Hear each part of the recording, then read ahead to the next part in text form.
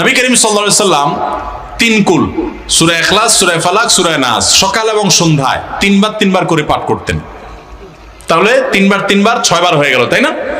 5 ওয়াক্ত নামাজের পরেও পাঠ করতেন, একবার করে পাঠ করতেন 5 ওয়াক্ত সালাতের পর। এই তিন সূরা কুল হুয়াল্লাহ, কুল আউযু বিরাব্বিল ফালাক, কুল আউযু বিরাব্বিন নাস, ফজরের পরে, যোহরের পরে, মাগরিবের পরেও, এশার পরেও একবার করে পাঠ করতেন।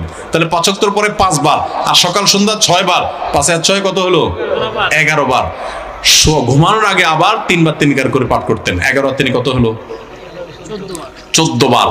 দিনে কমপক্ষে 14 বার সূরা ইখলাস, 14 বার সূরা ফালাক, 14 বার সূরা নাস পড়া সুন্নাত। এর বাইরে নামাজের মধ্যে পাঠ করবেনই, আসেন। এরপর আসেন আয়াতুল কুরসি। একইভাবে সকাল সন্ধ্যা নবী সাল্লাল্লাহু আলাইহি সাল্লাম পাঠ করতেন, 5 ওয়াক্ত সালাতের পরে পাঠ করতেন আয়াতুল কুরসি একবার করে, আর রাতে সময়ও পাঠ করতেন। এই জন্য আমি বলি, রাত এবং দিন 24 ঘন্টার ভিতরে কোরআনে কারীমের যেই অংশের তেলাওয়াত সবচেয়ে বেশি করতে হয় সূরা ফাতিহার পর, সেটা হলো এই 3 কুল এবং আয়াতুল কুরসি। এটা কত গুরুত্বপূর্ণ সেটা এখান থেকে বোঝা যায় যে কেন আমাদের প্রতিদিনের বাঁকে বাঁকে, মোড়ে মোড়ে, সকালে সন্ধ্যায় রাতে প্রত্যেকটা জায়গায় জায়গায় নামাজের পরে পরে আল্লাহ নবী সাল্লাল্লাহু আলাইহি ওয়াসাল্লাম এটা পাঠ করতেন। বোঝা গেল যে এটা আমাদের জন্য রক্ষা কবচ, এটা আমাদের জন্য অনেক বেশি উপকারী। বিশেষ করে সকালে পাঠ করলে সারাদিন, সন্ধ্যায় পাঠ করলে সারা রাতের জন্য আল্লাহর নিরাপত্তায় মানুষ চলে যায়।